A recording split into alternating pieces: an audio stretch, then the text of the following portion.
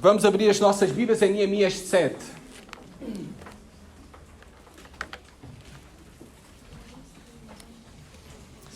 Neemias 7, versículo 5.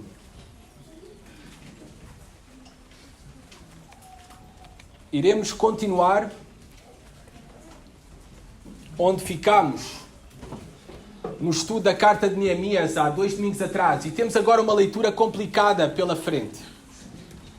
Complicada para quem irá ler, complicada para quem irá ouvir. Mas é a palavra de Deus. Eu sei que alguns pregadores até saltam as genealogias e apenas leem o versículo de introdução e o versículo de conclusão. E não leem todos os nomes, mas nós não faremos isto esta manhã. Nós vamos ler toda a palavra de Deus. Porque tudo o que está aqui é para nós a santa e bendita palavra de Deus. E diz assim, versículo 5 do capítulo 7 de Neemias. Então o meu Deus me pôs no coração que ajuntasse os nobres, os magistrados e o povo para registar as genealogias. Achei o livro da genealogia dos que subiram primeiro e nele estava escrito: são estes os filhos da província que subiram do cativeiro, dentre os exilados que Nabucodonosor, rei da Babilônia, levara para o exílio e que voltaram para Jerusalém e para Judá, cada um para a sua cidade, os quais vieram com Zorobabel, Jesua, Neemias, Azarias, Ramaías, Namani, Mordecai, Bilsá, Misperet, Bigvai, Neum e Baaná. Este é o número dos homens do povo de Israel. Foram os filhos de Parós, 2172. Os filhos de Cefatias, 372. Os filhos de Ará, 652. Os filhos de Pat-Moab, dos filhos de Jesua e de Joabe, 2818. Os filhos de Elão, 1254. Os filhos de Zatu, 845. Os filhos de Zacai, 760. Os filhos de Benuim, 648. Os filhos de Bebai, 628. Os filhos de Azagde, 2322. Os filhos de Adonicão, 667. Os filhos de Bigvai, 2067. Os filhos de Adim, 655. Os filhos de Ater, da família de Ezequias, 98. Os filhos de Azum, 328. Os filhos de Besai, 324. Os filhos de Arif, 112. Os filhos de Gibeão, 95. Os filhos de Belém, de Netofa, 188. Os filhos de Anatote, 128. Os filhos de Bet-Azmavet, 42. Os homens de Criat Jearim, Sefira e Berot, 743. Os filhos de Ramá e Jebá, 621. Os homens de Micmas, 122. Os homens de Betel e Ai, 123. Os homens do outro Nebo, 52. Os filhos do outro Elão, 1254. Os filhos de Arim, 320.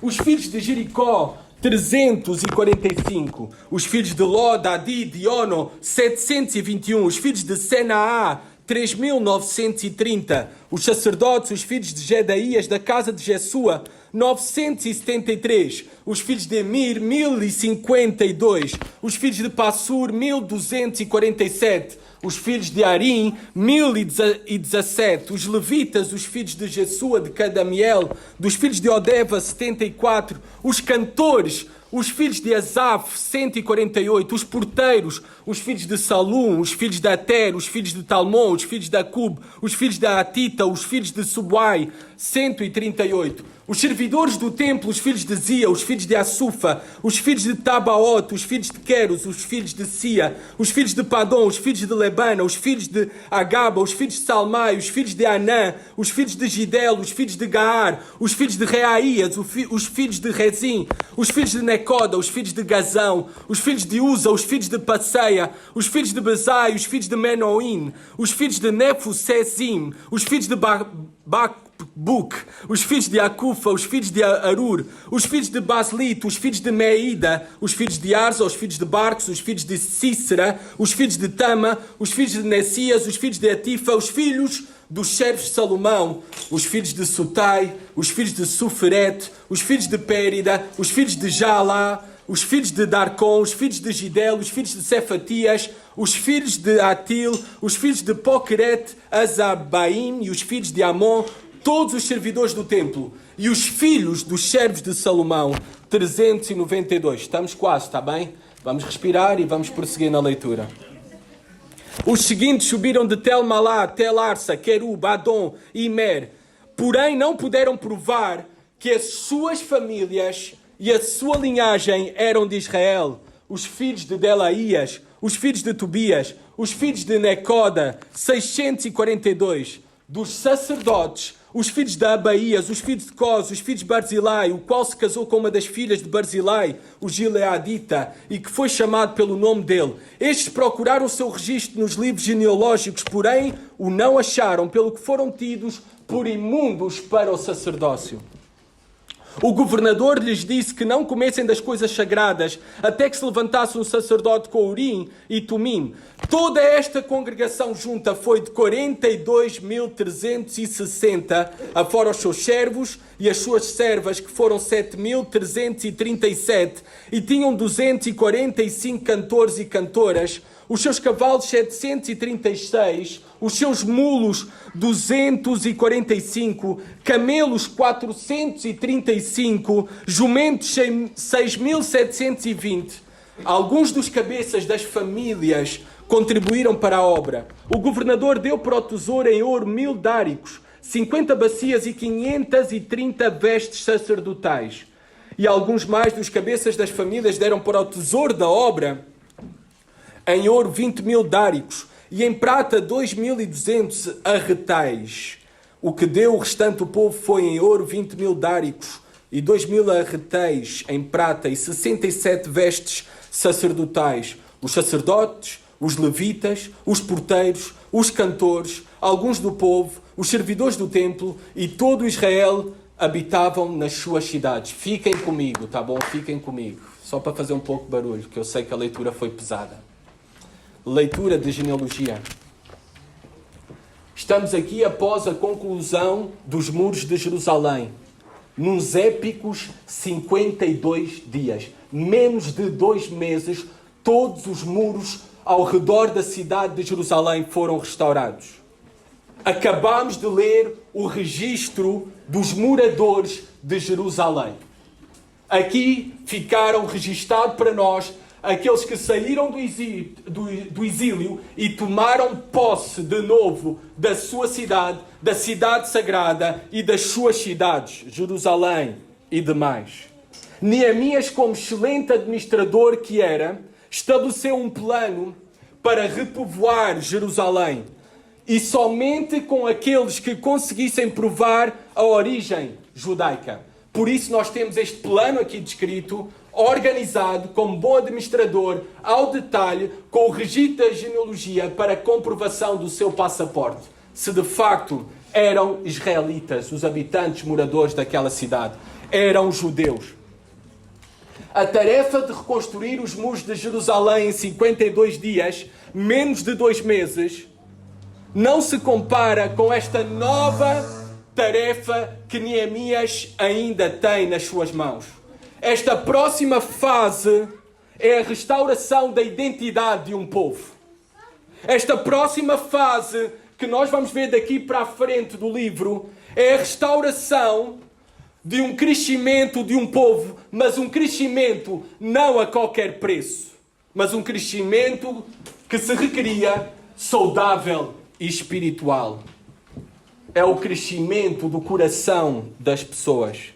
E esta saúde espiritual, esta restauração espiritual, é um trabalho que iria durar anos para Neemias. Aqui Neemias dá os primeiros passos para esta restauração do povo, que iria além de uma restauração das muralhas e queria levar muito mais tempo. E esta é a grande primeira lição para nós neste capítulo aqui.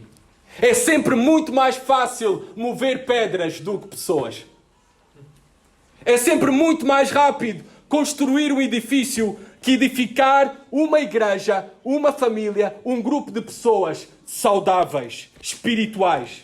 Dá muito menos trabalho lidar com orçamentos do que com os corações das pessoas. E esta é a primeira lição que nós temos aqui. Nós vamos ver isso à continuação ao longo do livro de Neemias. Os anos que durou e teve que persistir na restauração espiritual da nação. Nunca devemos menosprezar, primeiro, aqui aquilo que encontramos no capítulo 7. O que vemos aqui são atos pequenos de administração. Acabamos apenas de ler, na sua maioria, no capítulo 7, o registro histórico da descendência das famílias dos moradores de Jerusalém, dos israelitas, dos judeus, e a organização de algumas funções na cidade. Nós, na verdade, não vemos aqui um grande trabalho no capítulo 7, mas esta também é outra lição para nós aplicarmos já às nossas vidas, em tudo aquilo que nós fazemos. Nunca devemos menosprezar os primeiros passos. Nunca devemos menosprezar os pequenos passos na nossa vida, em algum empreendimento, em alguma obra para o Senhor, pois são eles e todos eles que também nos levam longe. Que também nos levam longe. E aqui vemos apenas os primeiros passos através da identificação da genealogia e da organização com funções básicas para a restauração espiritual de toda uma nação que foi absorvida no paganismo durante 70 anos, em que os seus nomes foram mudados, a sua identidade religiosa foi tentada a toda a custa ser extraída dos seus corações, das suas mentes, das novas gerações. E por isso Neemias tem todo este trabalho, não apenas de restaurar as muralhas de Jerusalém, porque uma cidade naquele tempo sem muralhas, sem portas, era uma cidade vulnerável, completamente vulnerável. Depois de tratar disto, agora tem um trabalho, um labor de uma restauração espiritual. O capítulo 7, este aqui, eu sei que não é muito, num primeiro olhar, não é muito atrativo à nossa vista. Mas se olharmos com mais atenção, que é o que agora vamos fazer, nós vemos aqui vários detalhes fascinantes e conseguimos retirar preciosas lições, aplicações para as nossas vidas. Elas são tiradas do diário pessoal de Neemias. E no mesmo vemos o seu exemplo pessoal de como devemos temer a Deus. De como devemos viver para Deus. De como devemos servir a Deus. E primeiramente nós vemos através de um coração sensível a Deus. Aqueles que estão a tomar nota, esse seria o primeiro ponto da mensagem. Um pregador nunca deve dizer isso, tá bom? Deve fluir a mensagem. Mas pronto, estou a cometer erros homiléticos. Um coração sensível a Deus. Reparem o versículo 5. Então meu Deus me pôs no coração que ajuntasse os nobres, os magistrados e o povo para registrar as genealogias. Achei o livro da genealogia dos que subiram primeiro e nele estava escrito. Não se preocupem, não vamos ler outra vez. Mas aqui o que vemos é um coração sensível a Deus. Deus me pôs no coração. Um coração em sintonia com o coração de Deus. Um coração que identifica Deus em todas as coisas, em todas as circunstâncias e até no desejo que Neemias tinha no seu coração. Eu sabia que esse desejo vinha de Deus. É um coração sensível ao agir de Deus. Deus colocou o desejo no coração de Neemias para ele registar as genealogias. Ao longo de todo o livro de Neemias, nós vemos Neemias a dar crédito a Deus, a considerar Deus, o agir de Deus, a reconhecer Deus, a depender de Deus, a dar glória a Deus, em todo o livro. E até para um simples registro de genealogias, o crédito vai todo para Deus. Deus me pôs no coração. Um coração sensível a Deus. Um coração centrado em Deus. Centrados em Deus, deve ser assim que nós devemos ser conhecidos.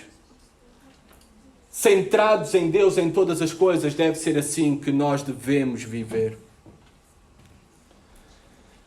A realidade da presença de Deus em cada detalhe na nossa vida, até nas sombras e nas coisas mais insignificantes, é uma realidade que não deve ser ignorada. Deus está sempre presente e age em cada circunstância nas nossas vidas. O problema é que muitas vezes o ignoramos, mas Ele está lá. Em cada detalhe nas nossas vidas, seja o deserto ou o oásis, Deus está lá. Seja na abundância ou na escassez, Deus está lá. Seja na alegria ou nas lágrimas, Deus está lá com santos propósitos. Um coração centrado em Deus reconhece a presença de Deus, a providência de Deus em todas as coisas. O problema é que muitas vezes nós vivemos como se Deus não existisse ou não se importasse. E por isso devemos resgatar aquilo que os reformadores na Reforma Protestante resgataram. O coram Deo, palavras em latim, de viver diante da presença de Deus e conscientes em todo o tempo que vivemos diante da presença de Deus, não apenas agora neste culto durante um par de horas, mas ao longo de toda a semana. Dentro dos nossos lares, fora dos nossos lares, na nossa vizinhança, na nossa escola, no nosso trabalho, coram Deus diante da presença de Deus. Centrados em Deus, um coração sensível a Deus. Eu gosto que Neemias diz aqui que Deus lhe colocou o desejo e Deus também provê para que se cumpra esse desejo. Versículo ainda 5. Foi achado o livro da genealogia dos que subiram primeiro. Este livro foi um livro compilado por Esdras, ainda quando estava na Babilónia, em que registou os exilados israelitas. Aqueles que tinham o desejo, esta lista encontra-se também em Esdras, por isso eu tenho dificuldades para defender que Esdras e Neemias eram um só livro, como muitos defendem e como aparece nas Bíblias hebraicas. Porque esta mesma lista então aparece repetida 2 vezes em Esdras e Neemias. E esse é para mim um forte argumento, que não haveria uma repetição de listas se fosse só um único livro. Mas são 2 livros diferentes. Esta lista difere da lista de Esdras, em pequenas coisas. Porque Esdras ainda escreve e registra aqueles que estavam na Babilónia. E Neemias escreve aqueles que chegaram a Jerusalém. Talvez pelo caminho, ou antes de sair da Babilónia. Alguns morreram. Alguns desistiram de voltar. Então há várias explicações. Eu sei que tenho que mencionar isso porque vocês depois vão ouvir algum fala barato no YouTube que vai dizer aqui está uma contradição na Bíblia. A lista, o registro de Neemias é diferente do registro de Esdras. E vocês agora já têm uma resposta para a razão ou as razões pelas quais é diferente do registro. E faz todo o sentido e lógica que seja assim. É muito animador também ver através deste exemplo que Deus é quem coloca o desejo nos nossos corações, mas Deus é também quem providencia tudo aquilo que nós necessitamos. Esta é uma grande lição ao longo de todo o livro de Neemias. Nós dependemos em Deus e o meu trabalho, conforme nós ouvimos através desta bela arte, através desta bela música, o nosso trabalho é descansar nele. Ele nos dá o desejo, o querer e o efetuar, já dizia Paulo em outras palavras. Aqui vemos Neemias lhe colocou o desejo e acharam o livro para registar as genealogias. Ambas as coisas, desejos e providências, elas provêm de Deus. Tudo vem de Deus nas nossas vidas. Amados, Ele não é apenas o autor e consumador da nossa salvação. Ele é o autor e consumador das nossas vidas. De tudo. Depois eu gosto aqui detalhadamente para aplicarmos para nós que registado nesta genealogia há uma preocupação pelos nobres, os oficiais e todo o povo para registrá-los por famílias. Devemos olhar e considerar, esta é uma aplicação para nós como igreja, como família de Deus. Devemos olhar e considerar e preocupar-nos com todos, não apenas com alguns. Devemos contar com todos nesta família. Nós pelo menos devemos contar e considerar a todos dentro desta família. No povo de Deus não deve haver acessão de pessoas. Acessão de pessoas pela cor da sua pele. Acessão de pessoas pela sua condição social. Ou qualquer outra coisa. No povo de Deus, todos contam. Todos são importantes. Todos devem ser considerados. Aqui vemos nobres, oficiais e todo o povo na mesma lista e trabalho de registro genealógico. Uma lição para nós simples, uma aplicação direta para as nossas vidas. Mas este registro é algo muito mais profundo do que esta superficial aplicação que eu dei. Este registro não é um simples registro de uma genealogia. É um registro milagroso. Pois pensem comigo, após 70 anos de cativeiro na Babilónia, nós vemos Deus a preservar o seu povo. E pensem comigo também na utilidade de nós conhecermos a nossa memória, a nossa história, o nosso passado.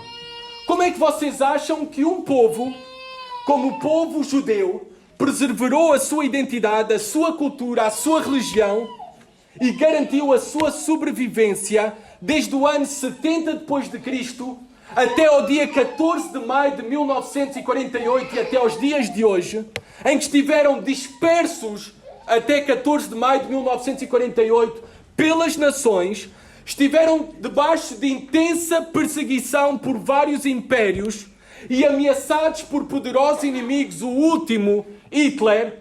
Como é que acham que este povo sobreviveu? Porque eles se preocupam com o seu passado, com a sua história, com a sua memória. E alguém disse, um povo que não tem memória é um povo que não tem futuro.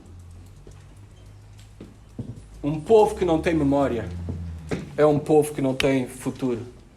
Os judeus têm memória e preservam essa memória até aos dias de hoje. Através das suas festas escritos, a Tanakh, seria a Bíblia hebraica, eles preservam a sua identidade, a sua memória. Por isso é que este povo continua a ter futuro. Porque eles preservam a sua identidade, o seu passado. Amados, uma das razões pelas quais no domingo passado assinalámos o aniversário da nossa igreja não é pela tradição e também não é para termos uma desculpa para comer bolo. É também para termos uma desculpa para poder comer bolo. Mas é para criar memórias. É para criar memórias também nas novas gerações do agir e da fidelidade de Deus, para que assim também tenhamos futuro. Nunca devemos esquecer-nos de quem nós somos. Nunca devemos esquecer-nos de onde Deus nos tirou. E nunca devemos esquecer-nos o que Ele tem feito por nós. E essa memória nos irá preservar. Foi isso que aconteceu com o povo de Israel. Reparem no versículo 6. Voltaram para Jerusalém e para Judá, cada um para a sua cidade. Este versículo tem um contraste maravilhoso, porque o versículo 6 começa por dizer que eles foram prisioneiros de Nabucodonosor na distinta, longínqua Babilónia, mas agora cada um voltou em paz para a sua terra, para a sua cidade, para Jerusalém. Por isso isto é mais do que um registro de uma genealogia, é a preservação de um povo de acordo aos santos propósitos de Deus, porque através desse povo Deus prometeu um descendente para salvar todas as nações, Jesus Cristo. E o que estamos a ver aqui é a perseveração de Deus, a perseverança de Deus da história da redenção. Em proteger este povo, em preservar este povo, para que assim nascesse o nosso Salvador. É maravilhoso isso. Deus cumpriu a sua palavra. Deus cumpriu a sua promessa. Deus é fiel para com o seu povo. E lembrem-se, eles foram disciplinados por Deus. Por disciplina, juízo de Deus. E mesmo assim, Deus não abandonou o seu povo. Que Deus misericordioso e gracioso que nós temos. Ao longo dos séculos, o diabo tentou sempre destruir o povo de Israel para que o proto-evangelho, o primeiro evangelho prometido ali a Adão e Eva, eis que nascerá um descendente de mulher que irá esmagar a cabeça da serpente. Esta é a primeira mensagem de boas notícias. Que Eva teria filhos. e que haveria um descendente dela, Jesus Cristo, que iria esmagar Satanás. Ao longo dos séculos, o diabo tentou destruir o povo judeu por causa disto mesmo. Por causa da promessa de Deus, de um Salvador, de um descendente de uma mulher que iria esmagar a cabeça da serpente. O diabo conhecia a promessa que foi feita a Abraão. De todas as famílias da terra, de ti sairá um descendente, de qual eu irei abençoar todas as famílias da terra. Comecei ao contrário o versículo, tá bom? Esqueçam essa primeira parte. Um descendente de Abraão, no qual todas as famílias da terra iriam ser benditas, abençoadas. Onde é que acontece que todos os povos são abençoados? Por meio de Jesus Cristo. Porque de todos os povos, em Jesus Cristo, somos feitos um só. O povo de Deus, a família de Deus aqui reunida. Deus preservou os judeus. E esta genealogia está aqui escrita, preservou por ti e por mim. Para que pudesse nascer um descendente deste povo, para nos redimir, para nos resgatar dos nossos pecados, para nos salvar, para sermos feitos seu povo e seus filhos. É mais do que uma genealogia aqui. O que temos aqui é o cumprimento da promessa de salvação de Deus, o cumprimento da história da redenção. E vai muito mais além da salvação de um povo, Israel. É a salvação de todos os povos por meio de Jesus Cristo. Veem cá muito mais nas genealogias? E porquê é que elas estão na Bíblia?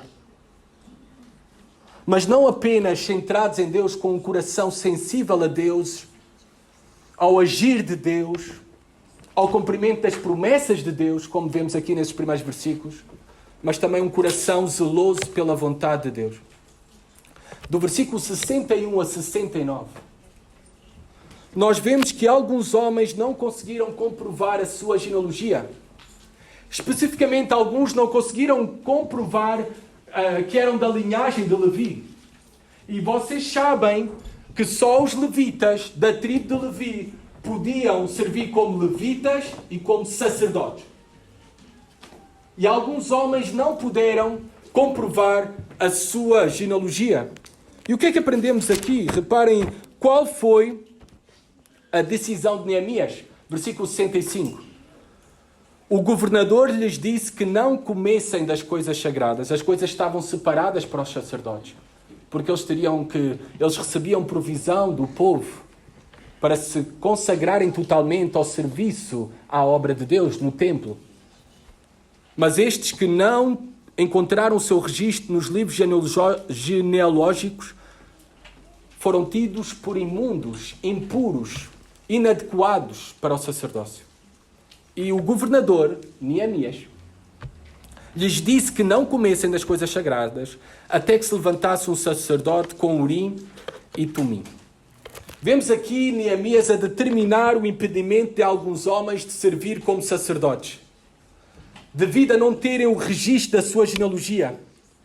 Reparem que Neemias estava preocupado com o crescimento de um povo, mas não o crescimento a ocorrer a todo custo. Porque mais importante que o crescimento numérico do povo de Deus, de uma igreja, é o seu crescimento saudável. Nós também, uma lição que aprendemos com isto através de Neemias e do seu zelo pela vontade de Deus e o cumprimento da Torá, porque Deus tinha determinado isto, que somente os homens que iriam servir como sacerdotes tinham que ser descendentes da linhagem de Levi, e por isso aqueles que não podiam comprovar, não podiam exercer o sacerdócio. Este zelo em cumprir a vontade de Deus, a palavra de Deus, nos ensina uma grande lição para nós como igreja. Nós não podemos cultuar, adorar ou servir a Deus de qualquer maneira, mas sim da maneira que Ele quer, que Ele ordenou, de acordo à sua vontade. Hoje, pela idolatria aos números, pelo crescimento rápido das igrejas, a igreja abraça o pragmatismo com muito entusiasmo, mais do que abraça a vontade de Deus. Por isso é que culto hoje em dia virou show em muitas igrejas. Por isso é que adoração virou espetáculo. Por isso é que pregação virou palestra motivacional. Por isso é que pastor virou coaching. ou comediante. Pragmatismo para encher as salas. E aqueles que o fazem trocam a glória de Deus pela glória dos homens. E a nossa preocupação é um crescimento saudável de acordo à vontade de Deus para a glória de Deus. É isso que aprendemos aqui em Neemias. Há aqui algo interessante que eu vos quero ensinar. Podia saltar por cima, mas acho importante também ensinar-vos historicamente e religiosamente aquilo que está na Bíblia. E até este detalhe. É aqui mencionado que não totalmente foi decidido que estes homens que não encontraram a sua genealogia ficassem afastados do sacerdócio. Neemias foi sensível a isso. Não totalmente, definitivamente. Neemias providenciou uma solução. Deus iria dar uma sentença final se eles podiam ou não exercer no sacerdócio. Versículo 65. Neemias fala do meio. Urim e Tumim. Eu trouxe aqui uma veste sacerdotal para vocês verem. Está a estola sacerdotal com várias pedras de várias cores ali no peitoral do sacerdote. E Urim e Tumim eram duas pedras que ficavam em cada uma das extremidades no meio do peitoral do sumo sacerdote. E de uma maneira que a Bíblia não dá muitos detalhes. E eu também não vou entrar nos detalhes, que é para não cometer erros e gafes, está bom? A Bíblia não dá esses detalhes. E nós não sabemos ao certo. Mas através destas duas pedras, Urim e Tumim, Deus revelava uma decisão de sim ou não. Emitia um juízo. De sim ou não. E alguns vão dizer, isso é brincar à sorte. Isso é brincar ao lançar os dados. Isso é brincar à adivinhação. Então nós podemos também fazer isso. Não. Isso era algo muito especial. E particular, e específico. O que vemos aqui, apenas os sacerdotes faziam uso do Urim e Tumim. Apenas os descendentes de Levi podiam fazer esta prática. E somente para assuntos específicos. Entre sim e não, para Deus revelar a sua vontade final ao povo sobre determinados assuntos. Então era para pessoas específicas, sobre assuntos específicos, de uma maneira específica. Algo especial que Deus tinha para, na antiga aliança, revelar-se ao seu povo, comunicar a sua vontade aos homens. Amados, hoje em dia, Deus não comunica a sua vontade através de sonhos, nem Urim, nem Tumim. Não vão à procura nem comprar essas pedras. Estão à venda, mas não vão atrás delas. Hoje em dia nós temos um meio muito mais seguro, fiável e necessário para conhecermos a vontade de Deus. É a palavra de Deus. A palavra de Deus é toda a vontade de Deus revelada para nós, que Deus quer que nós conheçamos. E aquilo que Ele não colocou na sua palavra é porque não quer que nós conheçamos. E aquilo que também não está específico na sua palavra, nós temos liberdade. Nós temos liberdade. E Deus há providenciado também nesta família, no seu povo, em tudo o resto daquilo que não está especificamente na sua palavra. Por exemplo, o país onde eu vou viver. Que tipo de carreira eu vou estudar na universidade, o curso? Que profissão é que eu vou abraçar? Onde eu vou ser missionário? Deus não diz aqui que é Portugal, ou França, ou Espanha, ou China. Então há liberdade.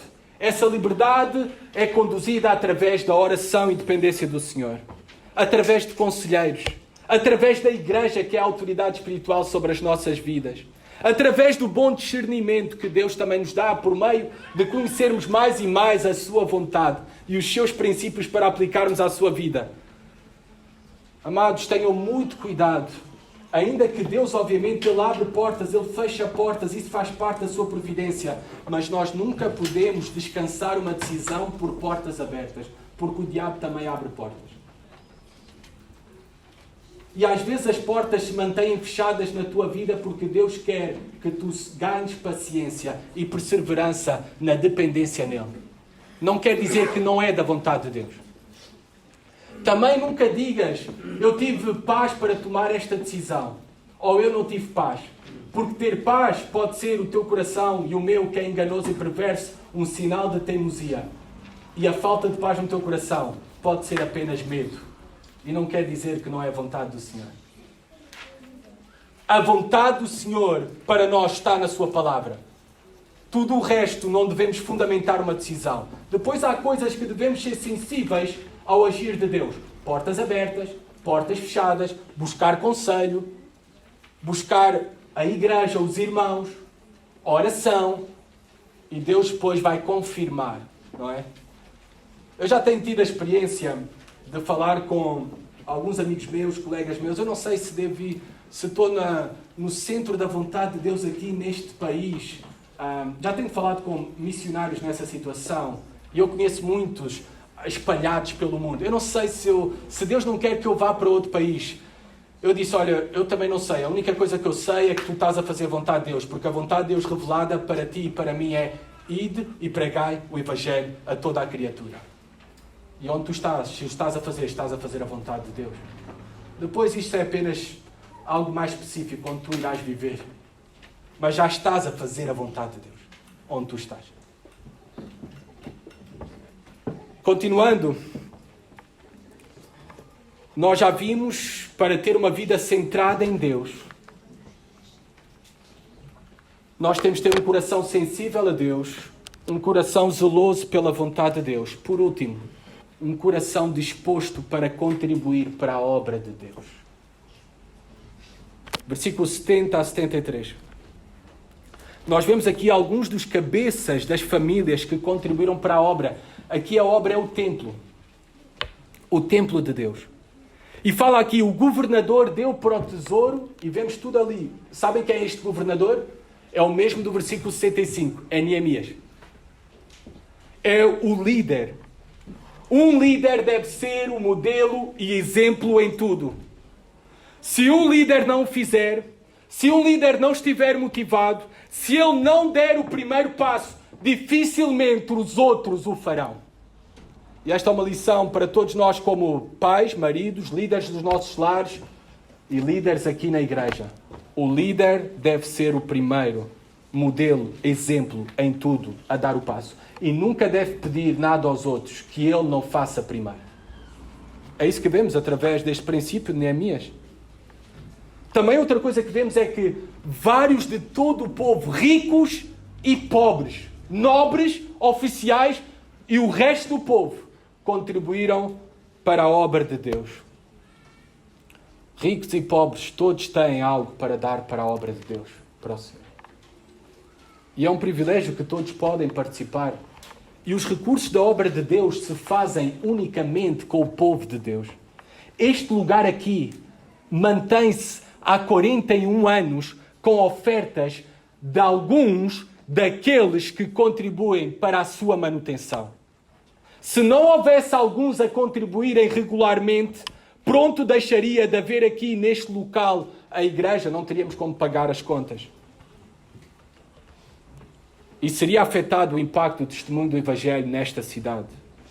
Se não houvesse alguns a contribuir regularmente, não teríamos hoje a nossa atividade especial para as nossas crianças, que vamos ter durante todo o dia.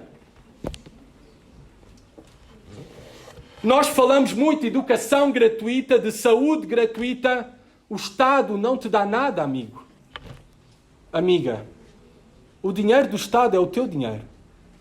É pago com impostos. Ele não te dá nada.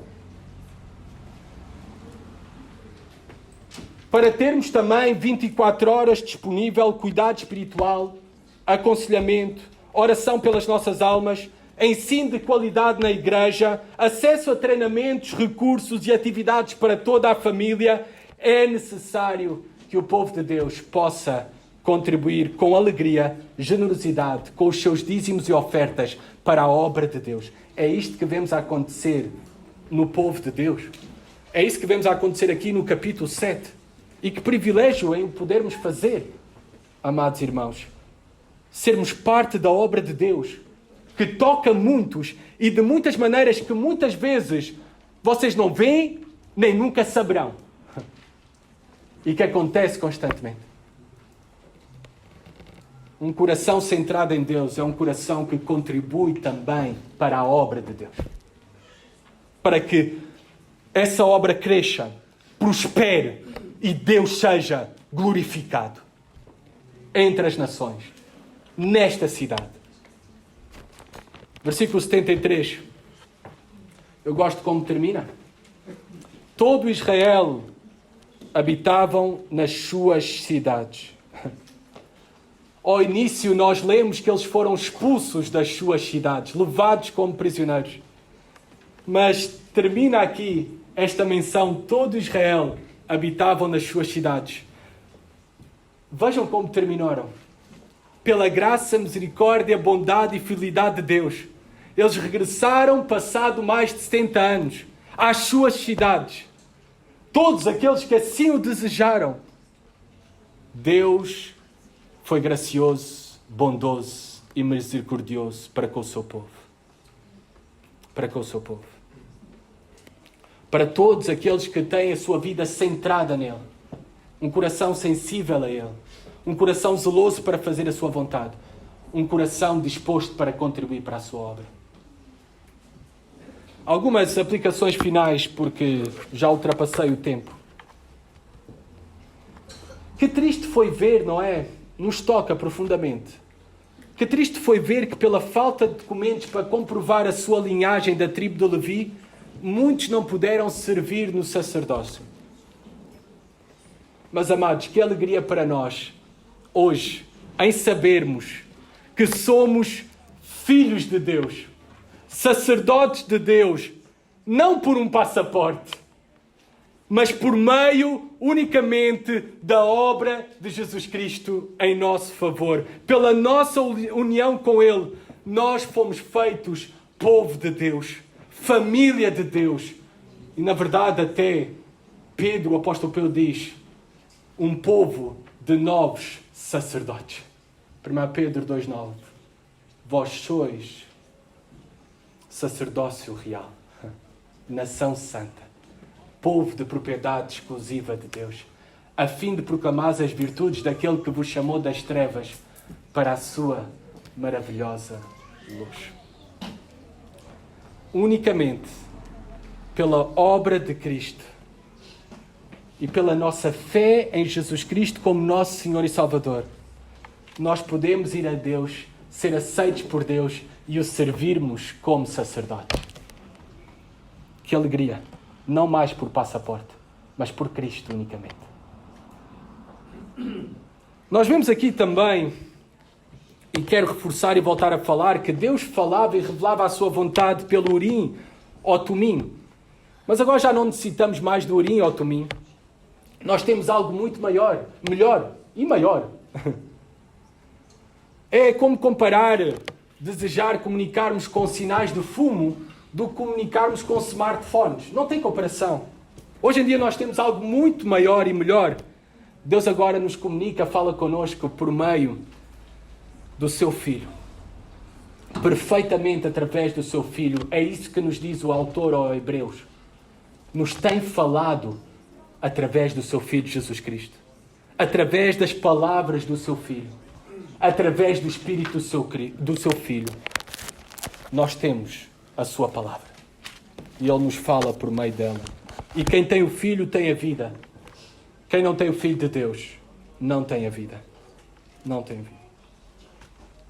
É impressionante ver que os judeus regressaram à sua terra, às suas cidades, depois de mais de 70 anos, unicamente pela providência divina. Amados, um dia também, unicamente pela obra de Cristo, pela providência divina, todos nós que estamos unidos a Jesus Cristo, iremos ser reunidos de todos os cantos do mundo e seremos levados para uma cidade, a Jerusalém Celestial. Ali será a nossa morada final. Depois de 70 anos, alguns mais, outros menos, peregrinando aqui nesta terra e muitas vezes marcado por profundo sofrimento, nós sabemos que a nossa realidade no presente pode ser olhos vermelhos de tanto chorar, mas ela será transformada um dia em descanso, em consolo, em alegria plena e indescritível, quando nós formos para a Jerusalém Celestial, com Cristo, para todo sempre. Que maravilhosa esperança que nós temos. E o capítulo 7 é apenas uma pequena imagem daquilo que Deus faz pelo seu povo e de uma realidade muito maior e melhor que nós iremos experimentar no futuro. na glória. Louvemos ao Senhor por isso. Senhor, obrigado por Cristo, pela obra de Cristo, pela palavra de Cristo, pelas promessas de Cristo, Senhor. Obrigado pelo privilégio, Senhor, de participarmos com Cristo, de sermos sacerdotes de Cristo, Senhor, para a glória de Cristo, Pai. Ó, Senhor, que tudo nas nossas vidas seja centrado em Cristo, Senhor. Dá-nos esse coração sensível, dá-nos esse coração zeloso pela Tua vontade, dá-nos esse coração disposto para fazer a Tua obra. No nome do Senhor Jesus. Amém.